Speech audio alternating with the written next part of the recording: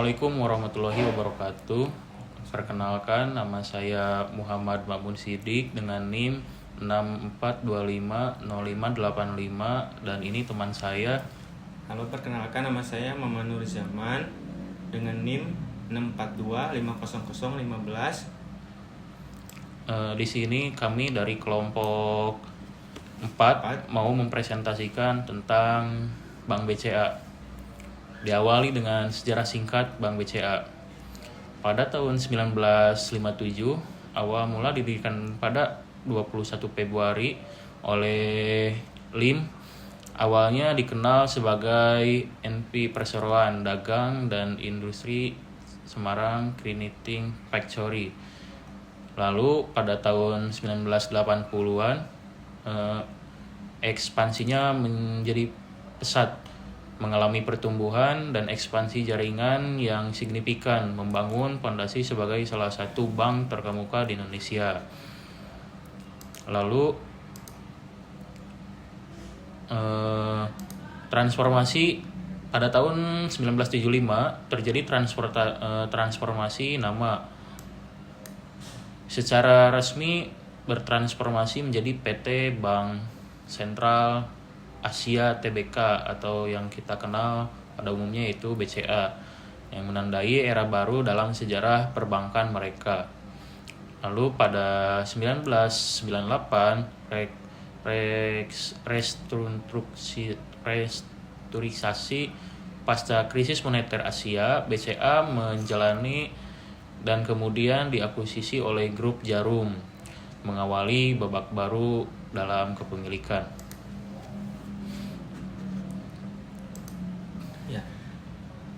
Selanjutnya ada Bank BCA di era modern. Bank BCA merupakan bank swasta terbesar, yaitu menjadi bank swasta dengan total aset mencapai 5,14,7 triliun pada tahun 2022 dan terdaftar di Bursa Efek. Saham BCA diperdagangkan di Bursa Efek Indonesia dengan kode BCA, menjadikannya salah satu saham blue chip paling diminati, dan kantor pusat modern Bank BCA berlokasi di Bank BCA Tower, yaitu di Jakarta Pusat, dan memiliki sebuah ikon arsitektur modern. Lanjut ke kinerja keuangan terkini setahun sebelumnya, yaitu 2024. BCA terus menunjukkan perform keuangan yang solid dan mengesankan, menjadikannya bank pilihan bagi investor dan nasabah. Pendapatan operasional tercatat pada tahun 2022 menunjukkan stabilitas pertumbuhan, yaitu 50,4 triliun. Sedangkan Bank BCA sendiri mendapatkan laba bersihnya yaitu pada tahun 2022 mencerminkan efisiensi operasional dan strategi yang tepat, mencapai 40,7 triliun. Sedangkan rasio NPL-nya, rasio kredit bermasalahnya BCA terjaga di level rendah, menunjukkan manajemen risiko yang sangat baik. Pada tahun 2022, Best Bank by Forbes dinobatkan sebagai Bank in Indonesia oleh Forbes, bukti keunggulan layanan dan inovasi. Apa aja sih inovasi dan layanan digital Bank BCA? Yaitu pertama, menjadi pelopor ATM. BCA mempelopori jaringan ATM terbesar dan terluas di Indonesia sejak tahun 1990-an, merevolusi akses perbankan. Yang kedua, aplikasi unggulan, menawarkan layanan digital terdepan seperti BCA Mobile, My BCA, dan PayLater BCA untuk kemudahan transaksi. Yang ketiga, kolaborasi strategis, yaitu bermitra dengan institusi besar seperti Telkom dan Citibank untuk memperluas ekosistem layanan dan kenyamanan nasabah. Yang keempat, fokus fintech, berkomitmen pada pengembangan teknologi finansial dan pengalaman nasabah digital yang inovatif. Lanjut, kita beralih ke produk dan layanan unggulan. Yang pertama ada tabungan populer. Produk unggulan seperti tahapan dan tahapan ekspres sangat populer di kalangan individu dan kaum muda. Yang kedua ada kredit komprehensif, menyediakan beragam fasilitas kredit mulai dari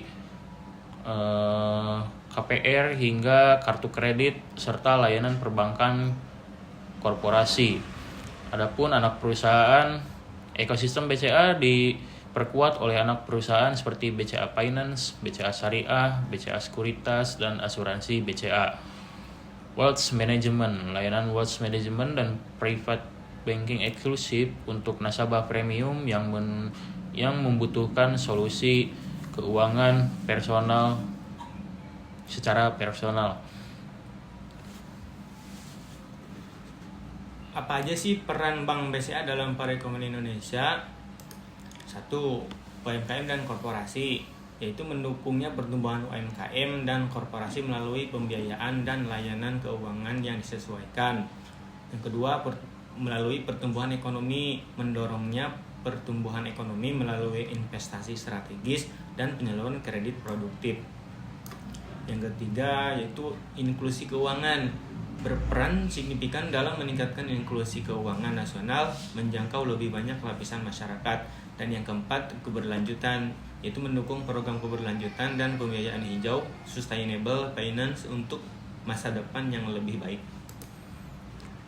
Oke, kita lanjut untuk dalam tantangan dan strategi masa depan. Tantangannya, persaingan ketat menghadapi kompetisi yang semakin ketat dari bank digital dan perusahaan fintech. Ancaman cyber, peningkatan risiko keamanan cyber membutuhkan investasi berkelanjutan dalam teknologi proteksi.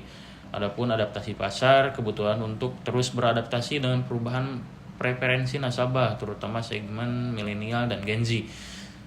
Baik, lanjut ke strategi masa depan. Ada transformasi digital, berinvestasi besar dalam transformasi digital untuk meningkatkan efisiensi dan pengalaman nasabah. Terus ekspansi digital, memperluas jangkauan layanan digital dan penetrasi pasar baru termasuk segmen yang belum terjamah. Yang terakhir ada tata kelola yang baik, komitmen kuat terhadap tata kelola perusahaan yang baik dan prinsip berkelanjutan. Ya, next. Bank BCA juga mempunyai penghargaan dan pengakuan secara konsisten diakui atas keunggulannya, inovasi dan komitmennya terhadap pelayanan pelanggan. Yaitu yang pertama sebagai Best Bank in Indonesia dinobatkan oleh Forbes pada tahun 2022 menegaskan posisi BCA sebagai pemimpin industri. Yang kedua, layanan digital terbaik, menerima berbagai penghargaan dari lembaga nasional dan internasional untuk layanan digital yang inovatif. Dan yang ketiga, reputasinya terpercaya, yaitu memiliki reputasi yang sangat kuat sebagai bank terpercaya dengan layanan prima dan inovasi tanpa henti. Baik, yang terakhir kesimpulannya, Bank BCA adalah bank pilihan masa depan Indonesia. Kenapa bisa begitu?